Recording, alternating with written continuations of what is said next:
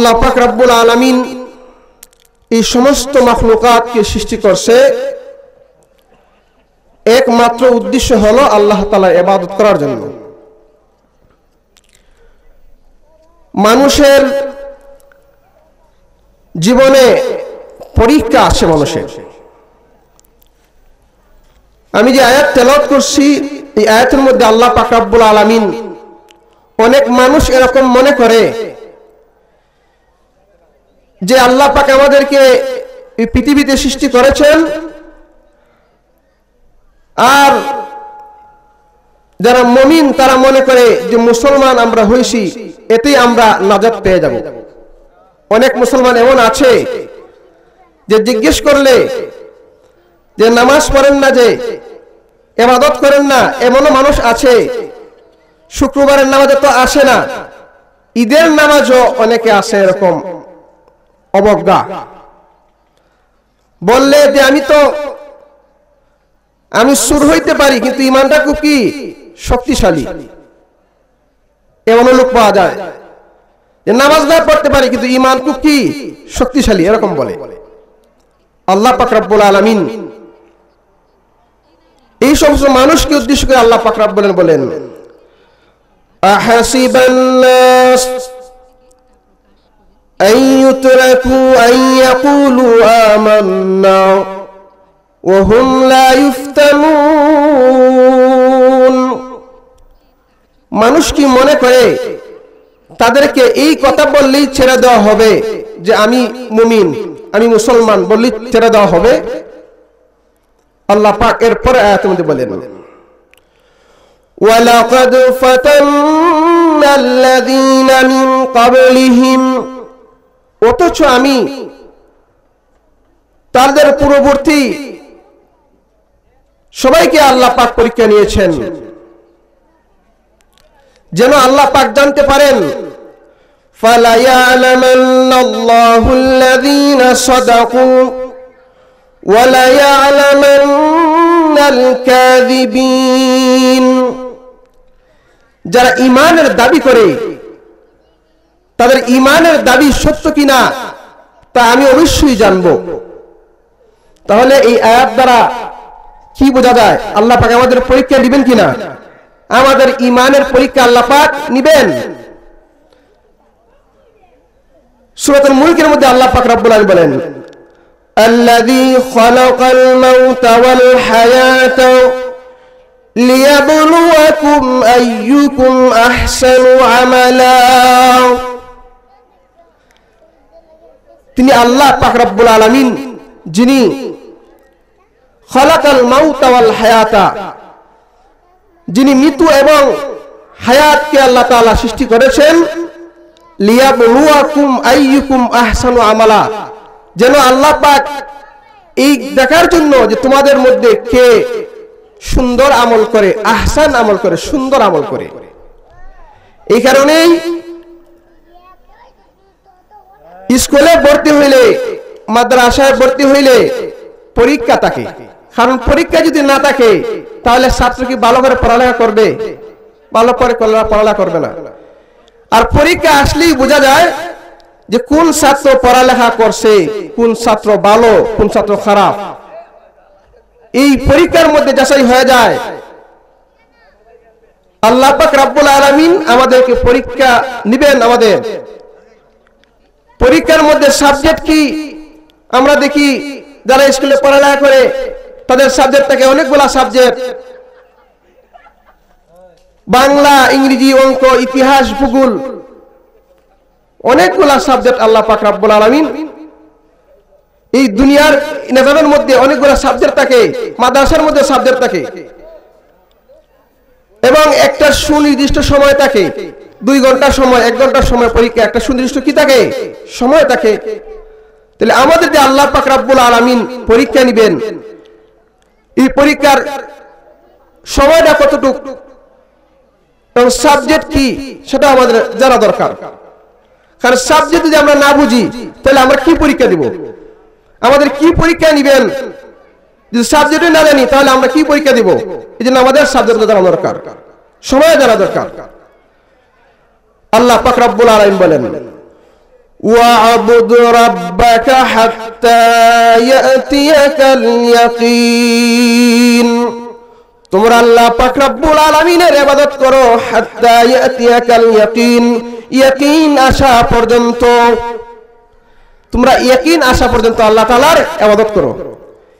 এবার অনেকের মনে প্রশ্ন থাকবো, তো হুজুর যারা বন্ড আছে এরা তো বলে যে তুমি নামাজ কেন পড়ো না, যে আমি তো নামাজ পড়ছি, ইয়াকিন চলে আসছে আর নামাজের দরকার নাই। আল্লাহ পাক ঘোষণা দিয়েছে ওয়া'বুদ রাব্বাকা হাত্তা ইয়াতিয়াকাল ইয়াকিন, ইয়াকিন আসা পর্যন্ত আল্লাহ তাআলার ইবাদত করো।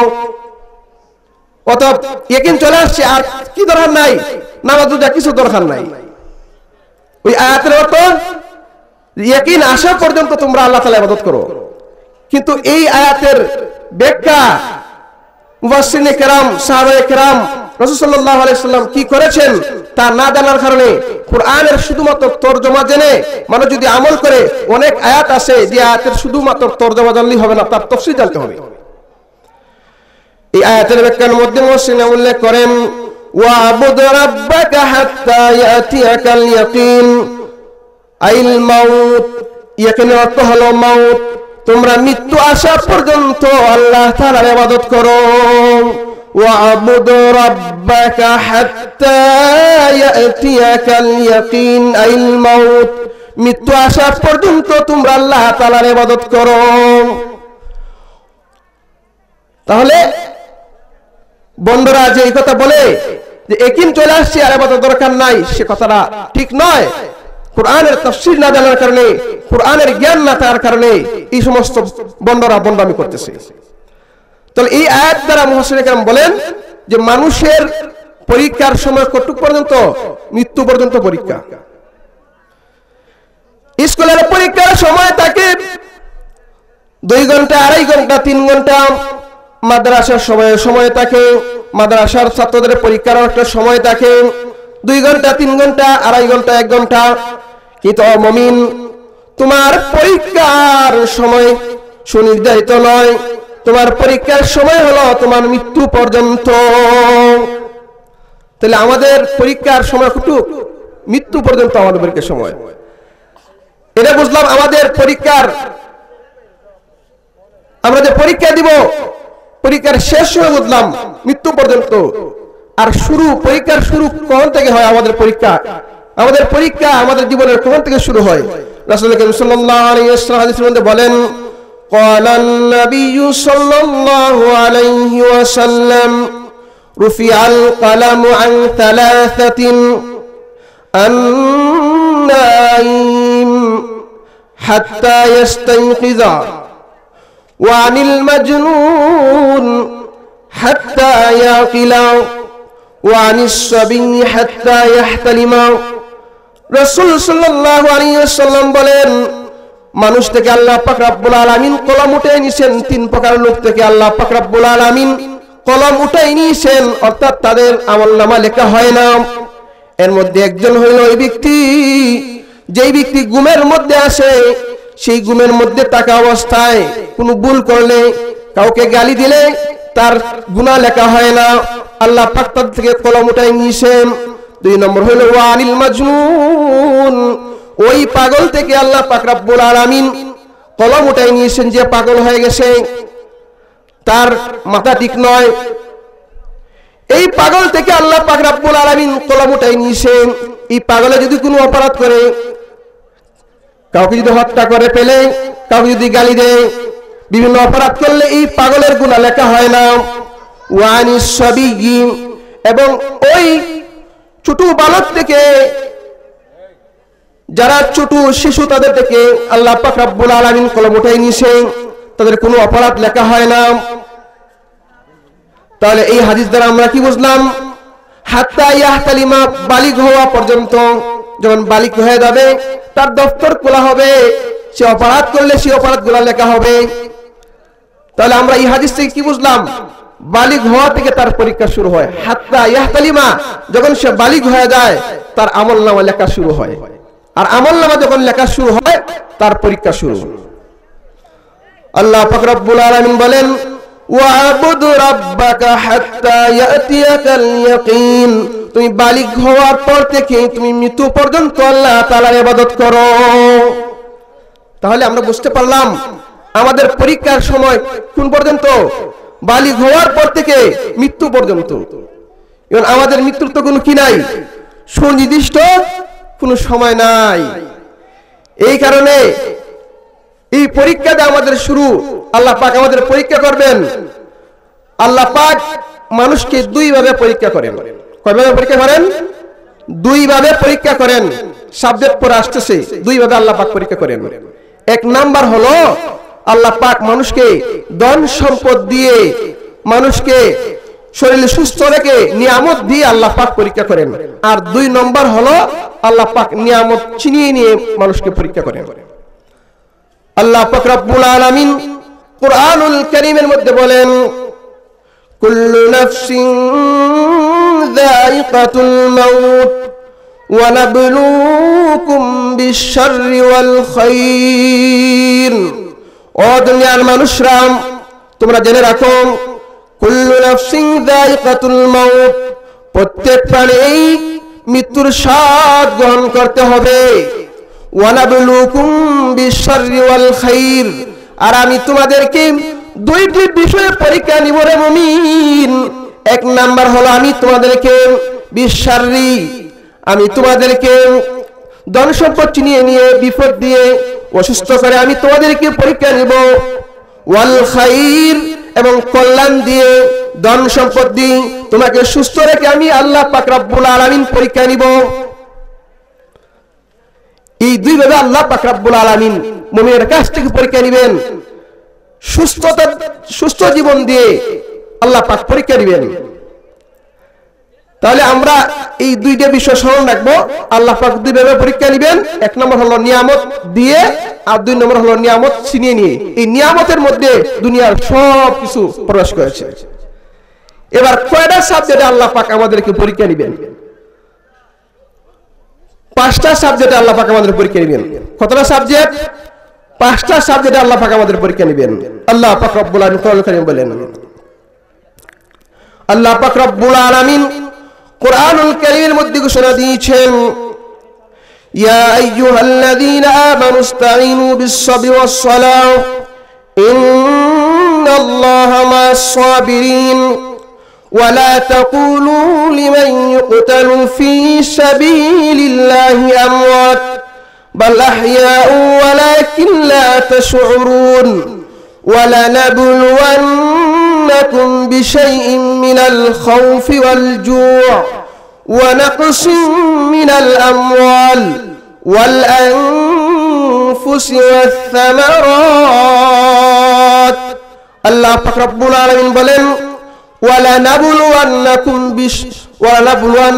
বিশাইইন মিনাল খাউফ, আমি তোমাদেরকে ভয় ভীতি দ্বারা পরীক্ষা নিব। এক নাম্বার সাবজেক্ট। ওয়া লানাবলুওয়ান্নাকুম বিশাইইন মিনাল খাউফি ওয়াল জু'i, এবং তোমাদেরকে আমি অভাব অনটন দিয়ে আমি তোমাদেরকে পরীক্ষা নিব। ওয়া লানাবলুওয়ান্নাকুম বিশাইইন মিনাল খাউফি ওয়াল জু'i ওয়া নাকসিন মিনাল আমওয়াল, এবং তোমাদের মাল সম্পত্তির মধ্যে আমি আল্লাহ পাক রব্বুল আলামিন হ্রাস করে তোমাদের পরীক্ষা নিব। وَلَنَبْلُوَنَّكُمْ بِشَيْءٍ مِّنَ الْخَوْفِ وَالْجُوعِ وَنَقْصٍ مِّنَ الْأَمْوَالِ وَالْأَنفُسِ وَالثَّمَرَاتِ, এবং তোমাদের শারীরিক রোগ দিয়ে তোমাদেরকে আমি পরীক্ষা নিব। ওয়াস-সামারাত, এবং তোমাদের ফসলাদির মধ্যে হ্রাস করে আমি পরীক্ষা নিব। তাহলে পরীক্ষার সাবজেক্ট কয়টা? পাঁচটা সাবজেক্ট পরীক্ষা। এক নম্বর হলো আল্লাহ তাআলা ভয় ভীতিতে পরীক্ষা নেবেন, আর দুই নম্বর হলো আল্লাহ পাক রব্বুল আলামিন আমাদেরকে অভাব দিয়ে পরীক্ষা নেবেন।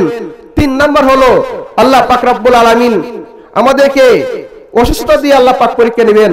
আর চার নম্বর হলো আল্লাহ পাক আমাদের জান নিয়ে পরীক্ষা নেবেন। পাঁচ নম্বর হলো আল্লাহ পাক আমাদেরকে ফসলের মধ্যে হ্রাস করে ফসলকে কম করে আল্লাহ পাক পরীক্ষা নেবেন। তাহলে আমরা বুঝতে পারলাম আল্লাহ পাক আমাদেরকে পরীক্ষা নেবেন কতভাবে? পাঁচটা সাবজেক্টে আল্লাহ পাক আমাদের পরীক্ষা নেবেন, আর দুইটা পদ্ধতি। এবার আমরা বোঝার চেষ্টা করি যে দুইটা পদ্ধতি, এক নম্বর হলো আল্লাহ পাক নিয়ামত দিয়ে পরীক্ষা নেবেন। এই পরীক্ষার মধ্যে আমরা কিভাবে পাস করব? পরীক্ষা পাস করা দরকার আছে কিনা, নাকি পরীক্ষা ফেল করলে হবে? পরীক্ষা ফেল করলে তো জাহান্নাম ছাড়া আর কোনো গতি নাই, পরীক্ষা পাস করতে হবে। তাহলে এবার পরীক্ষা পাস করার পদ্ধতি কি? এক নম্বর, আল্লাহ পাক মানুষদেরকে মাল দিয়ে পরীক্ষা নেবেন। আল্লাহ পাক বলেন, فَأَمَّا الْإِنسَانُ إِذَا مَا ابْتَلَاهُ رَبُّهُ فَأَكْرَمَهُ وَنَعَّمَهُ। আল্লাহ পাক রব্বুল আলামিন বলেন, فَأَمَّا إِذَا مَا ابْتَلَاهُ رَبُّهُ فَأَكْرَمَهُ وَنَعَّمَهُ।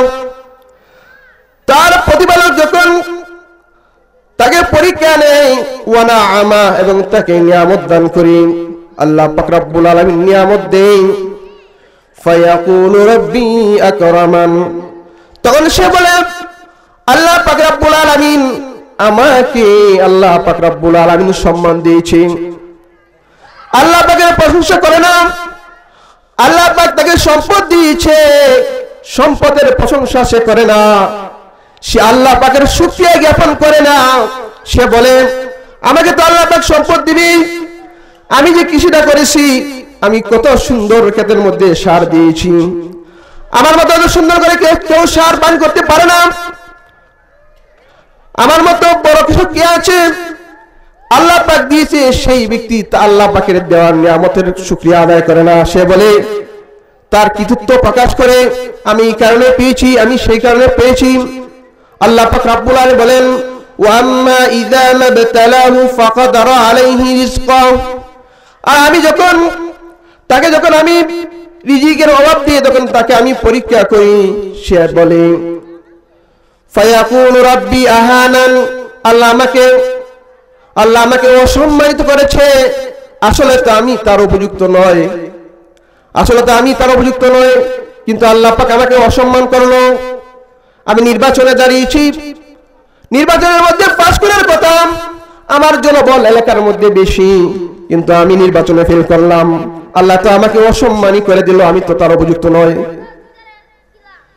আল্লাহ পাক রব্বুল আলামিন বলেন, فَأَمَّا الْإِنسَانُ إِذَا مَا ابْتَلَاهُ رَبُّهُ فَأَكْرَمَهُ وَنَعَّمَهُ فَيَقُولُ رَبِّي أَكْرَمَنِ وَأَمَّا إِذَا مَا ابْتَلَاهُ فَقَدَرَ عَلَيْهِ رِزْقَهُ فَيَقُولُ رَبِّي أَهَانَنِ। বান্দা বলে আমাকে আল্লাহ পাক অসম্মানী করেছে। আল্লাহ পাক রব্বুল আলামিন কুরআনুল কারীমে বলেছেন, এই নিয়ামতের শুকরিয়া যদি কোনো ব্যক্তি আদায় করে, সে পরীক্ষার মধ্যে সে পাস করলো, আল্লাহ পাক রব্বুল আলামিন বলেন, লা ইন শাকারতুম লাযিদান্নাকুম ওয়া লা ইন কাফারতুম ইন্না আযাবি লাশাদীদ। লা ইন শাকারতুম লাযিদান্নাকুম, আমি তোমাকে নিয়ামত দিয়েছি, যদি নিয়ামতের শুকরিয়া আদায় করো, তাহলে আল্লাহ পাক রব্বুল আলামিন বলেন লাযিদান্নাকুম, আমি তোমাকে নিয়ামত বাড়িয়ে দিব। তার অর্থ কি? মুফাসসিরগণ উল্লেখ করেন, আল্লাহ পাক রব্বুল আলামিন মানুষকে যে সমস্ত নিয়ামত দান করেছে, সে যদি সকল নিয়ামতের শুকরিয়া আদায় করে, তাহলে সে পরীক্ষার মধ্যে পাস করলো। আল্লাহ পাক বলেন, তুমি পরীক্ষার মধ্যে পাস করেছো, এ প্লাস পেয়েছো, গোল্ডেন প্লাস পেয়েছো, এখন আর টেনশন নাই, লাযিদান্নাকুম, আমি তোমার নিয়ামত বাড়িয়ে দিব। তাহলে সকল নিয়ামতের কি আদায় করা? শুকরিয়া আদায় করা। আল্লাহ পাক আমাদেরকে কত নিয়ামত দিয়েছে, এই নিয়ামত কি গণনা করে শেষ করা সম্ভব? আল্লাহ পাক রব্বুল আলামিন বলেন, ওয়া ইন তাউদ্দু নি'মাতাল্লাহি লা তুহসুহা, তোমরা যদি আল্লাহ তাআলার নিয়ামতকে একটা একটা করে গণনা করো, আল্লাহ পাকের নিয়ামতকে গণনা করে শেষ করতে পারবে না, তোমার জীবন শেষ হয়ে যাবে। আমাদেরকে আল্লাহ পাক রব্বুল আলামিন সুস্থ রেখেছেন, কত সুন্দর অবয়ব বডি দিয়েছেন। আল্লাহ পাক আমাদেরকে শ্বাস প্রশ্বাস আমরা যে নেই, এই নিয়ামত আল্লাহ পাক আমাদেরকে দিয়েছেন, এই জন্য এই নিয়ামতের শুকরিয়া আমরা কিভাবে আদায় করব? আল্লাহ পাক রব্বুল আলামিন আমাদেরকে সুস্থ রেখেছেন, এই সুস্থতার নিয়ামতের যদি শুকরিয়া আদায় করি, আমরা যদি নামাজ না পড়ি তাহলে কি শুকরিয়া আদায় হয়? আমরা যদি নামাজ আদায় না করি তাহলে শুকরিয়া আদায় হবে না। ও শিববাসার যুবকরা, মন লাগিয়ে শুনো, তোমাকে আল্লাহ পাক রব্বুল আলামিন সুস্থ করেছেন, সুস্থ বডিতে রেখেছেন। আল্লাহ পাক তোমাকে নিয়ামত দান করেছেন। তুমি যদি আল্লাহ তাআলার শুকরিয়া জ্ঞাপন না করো, তাহলে তুমি এই পরীক্ষার মধ্যে ফেল করলাই। আল্লাহ পাক তোমাকে নিয়ামত দিয়েছেন, সুস্থতা রেখেছে, এই নিয়ামতের শুকরিয়া আদায় করলা না, নামাজ পড়লা না। আল্লাহ পাক রব্বুল আলামিন তোমাকে পরীক্ষা করতেছে যুবক। তোমার শরীরের মধ্যে এখন শক্তি আছে, এক সময় এমন হয়ে যাবে তোমার আর শরীরের মধ্যে শক্তি থাকবে না। আমি আল্লাহ পাক তোমাকে পরীক্ষা করেছি। এই পরীক্ষার মধ্যে তুমি যদি 5 ওয়াক্ত নামাজ না পড়ো, নিঃসন্দেহে তুমি পরীক্ষার মধ্যে ফেল করলে। ও শিববাসার যুবকরা, আমরা যারা যুবক আছি, আমাদের শরীরের মধ্যে শক্তি আছে, আমরা আল্লাহ তাআলার পরীক্ষার, আল্লাহ তাআলা আমাদের পরীক্ষা নিচ্ছে, আমরা চেষ্টা করব সেই পরীক্ষার মধ্যে পাস করার জন্য। আল্লাহ পাক রব্বুল আলামিন বলেন, ওয়া ইন তাউদ্দু নি'মাতাল্লাহি লা তুহসুহা, তোমরা যে আল্লাহ তাআলার নিয়ামতকে একটা একটা করে গণনা করে শেষ করতে পারবে না। এই জন্য আমরা নিয়ামতের শুকরিয়া আদায় করা। এবার 2 নম্বর পদ্ধতি, আল্লাহ পাক রব্বুল আলামিন নিয়ামত নিয়ে গেলে আমরা কিভাবে সেই পরীক্ষার মধ্যে আমরা পাস করব। এই যে আল্লাহ পাক আমাদেরকে পরীক্ষা দিবেন, 5টা সাবজেক্টে পরীক্ষা দিবেন, এর মধ্যে দ্বিতীয় পদ্ধতি হলো যে নিয়ামত নিয়ে যাইবেন। নিয়ামত নিয়ে গেলে আমরা সেই পরীক্ষার মধ্যে কিভাবে পাস করব। আল্লাহ পাক রব্বুল আলামিন বলেন, ওয়ালানাবলুওয়ান্নাকুম বিশাইইন মিনাল খাউফি ওয়াল জু'। 1 নম্বর, আমি তোমাদের ভয়ভীতি দ্বারা তোমাদেরকে পরীক্ষা করব। এই আয়াতের তাফসীরের মধ্যে, তাফসীরে মাঝারির মধ্যে উল্লেখ করেন আল্লাহ পাক রব্বুল আলামিন শত্রুর ভয়ভীতি দ্বারা পরীক্ষা করবেন। শত্রুর ভয়ভীতি দ্বারা, কাফির কুফফারের যারা কাফির আছে তাদের ভয়ভীতি দ্বারা আল্লাহ পাক রব্বুল আলামিন পরীক্ষা দিবেন। 2 নম্বর তাফসীর ইমাম শাফিঈ রাহমাতুল্লাহি আলাইহি উল্লেখ করেন যে এই আয়াতের তাফসীর হলো আল্লাহ তাআলার ভয় অন্তরের মধ্যে রাখা। কাফিরের পক্ষ থেকে আল্লাহ পাক রব্বুল আলামিন পরীক্ষা নেবেন। তার একটা উদাহরণ, আব্দুল্লাহ ইবনে হুযায়ফা রাদিয়াল্লাহু তাআলা আনহু, এক সাহাবী ছিলেন রাসূলুল্লাহ আলাইহি ওয়াসাল্লামের। রোম এবং পারস্য, যেই সময়ের রোম এবং পারস্য ছিল সুপার পাওয়ার। রোমের বাদশা মনে করত, রোমের বাদশার কানের মধ্যে আওয়াজ পৌঁছেছে, মুমিন যারা আছে তাদের ঈমান এত শক্তিশালী, তাদের ঈমানের সাথে তাদের কোনো লোভ নেই, এবং তারা জিহাদের ময়দানের মধ্যে তাদের জান বিলীন করে দেয়, কিন্তু তারা ঈমান ধারা হয় না। এই রোমের বাদশার কাছে খবর পৌঁছলো। ওমর রাদিয়াল্লাহু তাআলা আনহুর জামানা, ওমর রাদিয়াল্লাহু তাআলা আনহু ঘোষণা করল রোমের সাথে যুদ্ধ করার জন্য 50 থেকে 60 জনের একটি দল রাসূল সাল্লাল্লাহু আলাইহি ওয়াসাল্লাম রোম জয় করার জন্য, রোমের সাথে যুদ্ধ করার জন্য পাঠাইলেন। তার আমির হলো আব্দুল্লাহ ইবনে হুযায়ফা রাদিয়াল্লাহু তাআলা আনহু। রোমের বাদশা বলল, এবার মুমিনদের ঈমান পরীক্ষা করার সুযোগ এসেছে। এই যুদ্ধের মধ্যে আমি মুমিনদের ঈমান পরীক্ষা করব। ওই বাদশা বলে দিল, এই যুদ্ধের মধ্যে যদি মুসলমানরা পরাজিত হয় তাহলে তাদেরকে তোমরা কি করবা না, মারবা না, কয়েকজন লোক আমাদেরকে ধরে নিয়ে আসবা, এদের ঈমান পরীক্ষা করব। তাদের ঈমান নাকি শক্তিশালী, কোন প্রলোভনের সামনে তাদের ঈমান দুর্বল হয় না। এই যুদ্ধ করার পর মুসলমানরা পরাজয় বরণ করল। এই দলের লিডার ছিল আব্দুল্লাহ ইবনে হুযায়ফা এবং তার কিছু সাথী রোমের বাদশার কাছে নিয়ে গেল। রোমের বাদশার উদ্দেশ্য ছিল তাদের ঈমান পরীক্ষা করবে। তাদের ঈমান পরীক্ষা করার জন্য সর্বপ্রথম আব্দুল্লাহ বিন হুযায়ফাকে ডাকলেন। এই রোমের বাদশার সামনে নেওয়া হলো। রোমের বাদশা বলল, আব্দুল্লাহ বিন হুযায়ফা, তুমি এখন আমার কাছে বন্দী হয়ে এসেছো। দেখো, আমি তোমাকে, আমার এক সুন্দরী কন্যা আছে, সেই কন্যাকে তোমার সাথে বিবাহ দিব।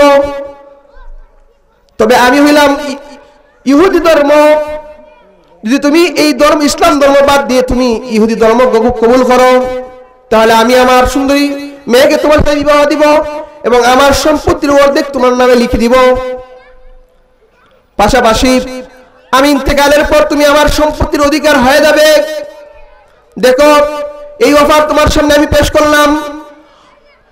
এই মুহূর্তে আব্দুল্লাহ বিন হুযায়ফা তার উত্তর দিল, ইয়া কিলাবার ও রোমের কুত্তা, তুমি কি ভাবছো আমি এই সম্পদের লোভে এবং সুন্দরী নারীর লোভে তুমি ভাবছো আমি কি ঈমান বিক্রি করব?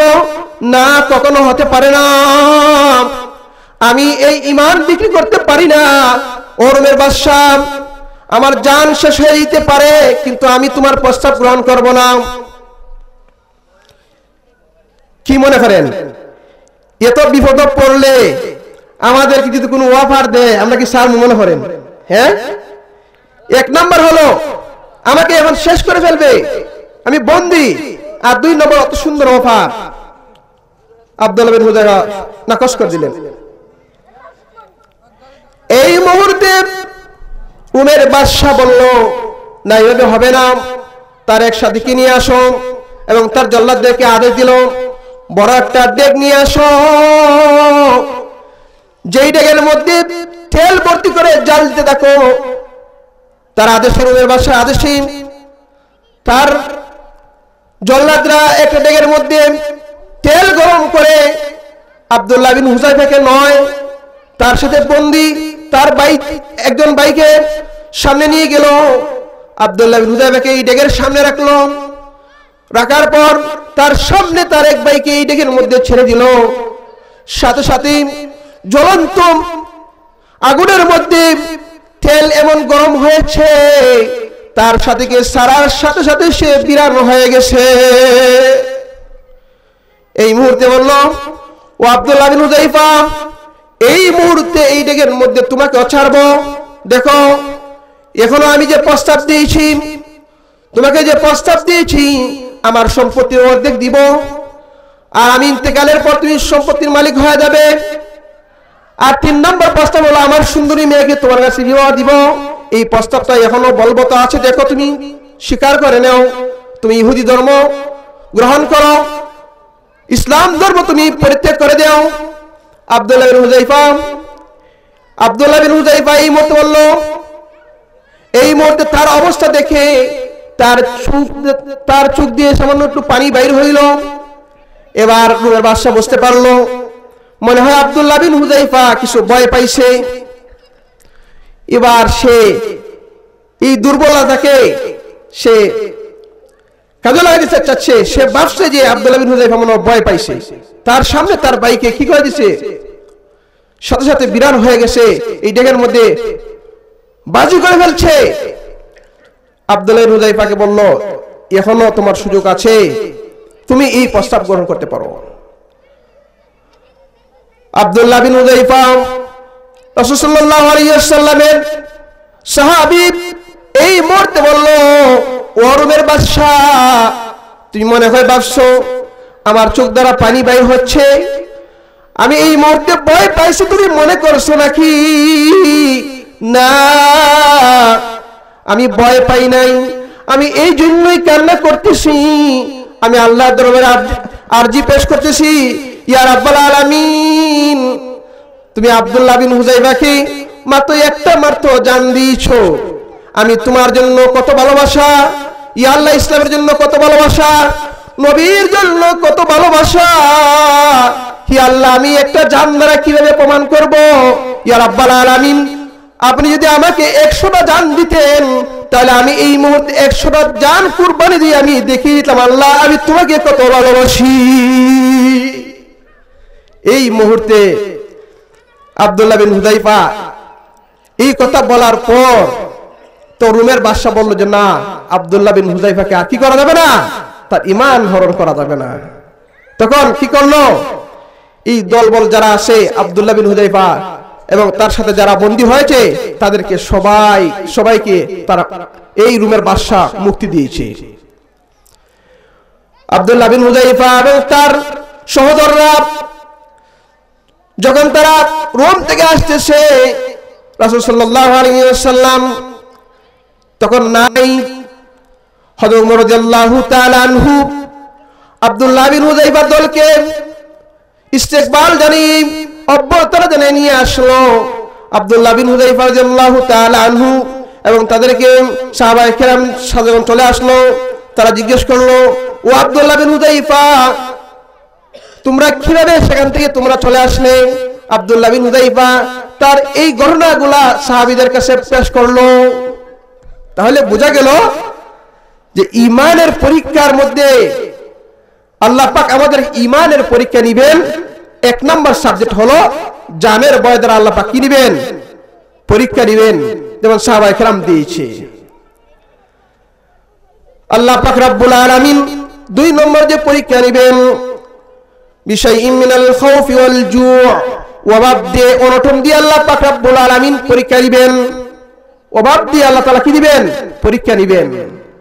এই অভাব দিয়ে আল্লাহ পাক আমাদের পরীক্ষা নিবেন, তারও অসংখ্য অগণিত ঘটনা আছে। এর মধ্যে একটা ঘটনা আপনাদের সামনে পেশ করব। আল্লাহ পাক কোরআনের মধ্যে বলেন, وَإِذْ نَادَى وَأَيُّوبَ إِذْ نَادَى رَبَّهُ أَنِّي مَسَّنِيَ الضُّرُّ وَأَنْتَ أَرْحَمُ الراحمين। আল্লাহ পাক রব্বুল আলামিন কুরআনুল কারীমের মধ্যে বলেন, তোমরা স্মরণ করো আইয়ুব আলাইহিস সালাতু ওয়াস সালামের ঘটনা, যখন তার প্রভুকে বলল, ইয নাদা রাব্বাহু আন্নী মাসসানিয়া দুর, হে রব্বুল আলামিন আমি তো দুঃখে কষ্টের মধ্যে নিমজ্জিত আছি, ওয়া আনতা আরহামুর রাহিমিন, আর আপনি তো হলেন সকল দয়ালুদের সবচেয়ে বেশি দয়ালু আপনি। এই আয়াতের মধ্যে, এই আয়াত দ্বারা পুরো ঘটনা বোঝা যায় না। আল্লাহ পাক এই আয়াতের মধ্যে আইয়ুব আলাইহিস সালামের জীবনের একটা ঘটনার দিকে ইশারা করেছেন, ইঙ্গিত করেছেন। এই আয়াতের তাফসীরের মধ্যে, তাফসীরে মাযহাবির মধ্যে এই আয়াতের ব্যাখ্যার মধ্যে উল্লেখ করেন, আইয়ুব আলাইহিস সালাতু ওয়াস সালাম আল্লাহ পাক রব্বুল আলামিনের এক নবী আইয়ুব আলাইহিস সালাম, আমরা সবাই জানি। আইয়ুব আলাইহিস সালামকে আল্লাহ পাক রব্বুল আলামিন অনেক সম্পদ দিয়েছিলেন, ধন সম্পদ দিয়েছেন, অনেক পশু দিয়েছেন। আইয়ুব আলাইহিস সালামকে আল্লাহ পাক রব্বুল আলামিন বিশাল সম্পত্তির অধিকারী করেছেন। বিশাল সম্পত্তির অধিকারী আইয়ুব আলাইহিস সালাম, গরু, ছাগল, মহিষ, উট সব ছিল আইয়ুব আলাইহিস সালামের। এগুলো সব ছিল আইয়ুব আলাইহিস সালামের। আইয়ুব আলাইহিস সালাম এই সম্পদ পাওয়ার পরেও কিন্তু আল্লাহকে বলে নাই, কখনো আল্লাহকে বলে নাই। আইয়ুব আলাইহিস সালাম এই সম্পদ পাওয়ার পরও আমাদের সামান্য সম্পদ হইলে নামাজ আছে না, বলেন নামাজটা হইলে যারা গরিব, যারা ভাত পায় না তাদের নামাজ, সম্পদ পাইলে নামাজকে বলে যায়। শুধু নামাজ নয়, আমরা দেখতে পাই যারা বেশি সম্পদশালী তারা রোজা রাখে না। রোজা রাখে কারা? যাদের ঘরে ভাত নাই তারা রাখে রোজা। আমার সম্পত্তি আছে, আমার কি রোজা রাখা দরকার আছে কিনা? আইয়ুব আলাইহিস সালামকে আল্লাহ পাক সম্পত্তি দিয়েছে। আইয়ুব আলাইহিস সালাম সম্পত্তি দিয়েছে, সর্বদা উনি নামাজে মগ্ন থাকতেন। একবারের ঘটনা, আইয়ুব আলাইহিস সালাম নামাজ পড়ে অনেক সময় জিকির করতেছেন, আর এই ইবাদতের কারণে আল্লাহ তাআলার ফেরেশতারা আসমানের মধ্যে আইয়ুব আলাইহিস সালামের প্রশংসা করা শুরু করে দিয়েছে। আইয়ুব আলাইহিস সালামের জন্য রহমতের দোয়া করা শুরু করে দিয়েছে। আইয়ুব আলাইহিস সালামের জন্য কে দোয়া করে? আল্লাহ তাআলার ফেরেশতারা দোয়া করতেছে। আর শয়তান এই দেখে যে আইয়ুব আলাইহিস সালামের প্রশংসা করতেছে ফেরেশতারা এবং দোয়া করতেছে আইয়ুব আলাইহিস সালামের জন্য, বলেন শয়তানের রাগ বাড়ছে না কমছে? বাড়ছে না কমছে? বাড়ছে। আগে কিন্তু শয়তান আল্লাহ পাকের আরশ পর্যন্ত, আরশ নিচ পর্যন্ত শয়তান যাইতে পারতেন, সপ্ত আকাশ পানিতে পারতেন। কিন্তু ঈসা আলাইহিস সালামের আসার পরে এই দরজা বন্ধ করে দেওয়া হয়েছে এবং রাসূল সাল্লাল্লাহু আলাইহি ওয়াসাল্লামের এই দুনিয়াতে আবির্ভাবের পরে একেবারেই বন্ধ করে দেওয়া হয়েছে। শয়তান আগে একদম আরশের আগ পর্যন্ত পৌঁছতে পারতেন। শয়তান ওই ফেরেশতাদের প্রশংসা শুনে আল্লাহ পাক রব্বুল আলামিনের দরবারে গেল, গিয়া বলতেছে ইয়া রাব্বাল আলামিন, আমি তো পরীক্ষা করে দেখেছি। আল্লাহ বলেন কি পরীক্ষা করে দেখেছো? আপনার বান্দা আইয়ুব তেমন খাঁটি বান্দা নয়, আমি পরীক্ষা করে দেখেছি। কিন্তু আইয়ুব আপনার ইবাদতি করে আইয়ুবকে আপনি সম্পত্তি দেওয়ার কারণে আপনি যদি আইয়ুবের কাছ থেকে সম্পত্তি নিয়ে যান তাহলে আইয়ুব আর আপনার ইবাদত করবে না। বলেন এই কথাটা সত্য না মিথ্যা? এই কথাটা সত্য না মিথ্যা? মিথ্যা কথা। আল্লাহ পাক জানে না মিথ্যা যে? জানে কিনা? কিন্তু আল্লাহ পাকেরও ইচ্ছা যে আইয়ুবকে পরীক্ষা করবে আল্লাহ পাক। এবার শয়তান বলল ইয়া রাব্বাল আলামিন, আপনি আমাকে এই পরিমাণ শক্তি দেন যেন আমি আইয়ুবের সম্পূর্ণ সম্পত্তি যেন ধ্বংস করতে পারি, আমাকে শক্তি দেন। আল্লাহ পাক রব্বুল আলামিন বলল, ও ইবলিস যাও, তোমাকে আমি শক্তি দিলাম, যাও তুমি আইয়ুবের সম্পত্তিকে ধ্বংস করো, তোমাকে আমি শক্তি দিলাম। ইবলিস আসা দুনিয়াতে নেমে আসলো। আসার পর ইবলিসের কিন্তু গুরু আছে, ইবলিস সবার বড়, তার কি আছে? তার আরো কর্মচারী আছে, আরো শয়তান আছে। তার এসে পরামর্শ করলো যে আল্লাহ পাক আমার তো স্পেশাল পাওয়ার দিছে, এবার কি করা যায়? এই শয়তানের গ্রুপ থেকে একজনে বলল,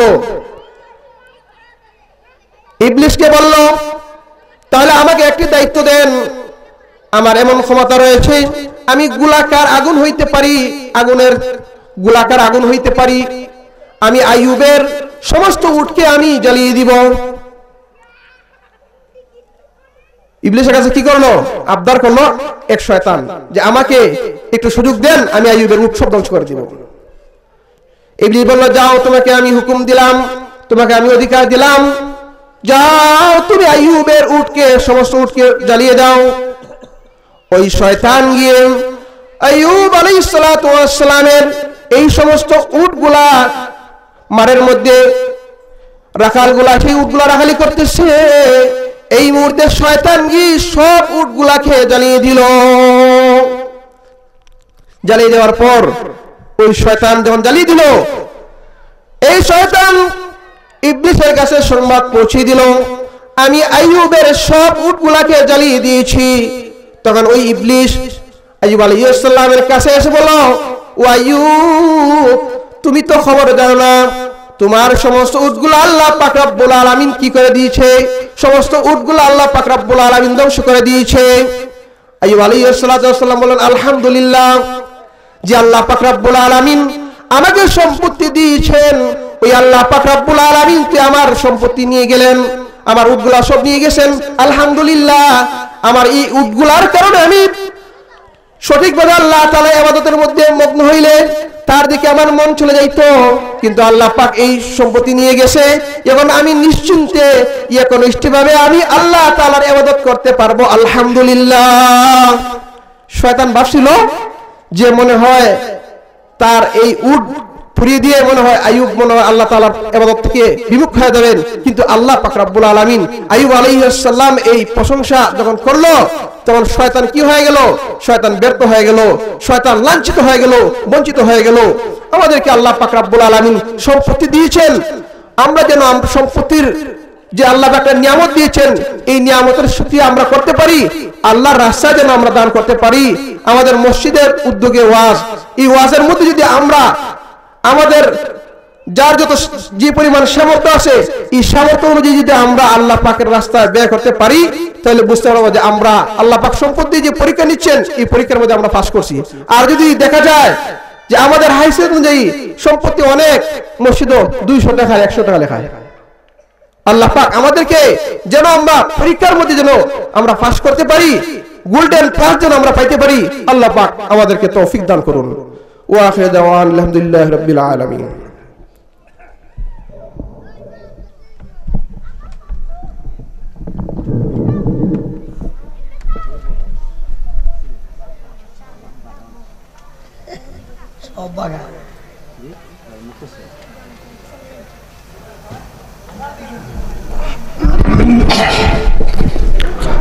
नारे तकबीर अल्लाहु अकबर, दीन इस्लाम जिंदाबाद जिंदाबाद, বং উত্তর জামে মসজিদের উদ্যোগে এক ইসলামী মহাসম্মেলন। উক্ত ইসলামী মহাসম্মেলনের আজকের বিশেষ অতিথি বাতিলের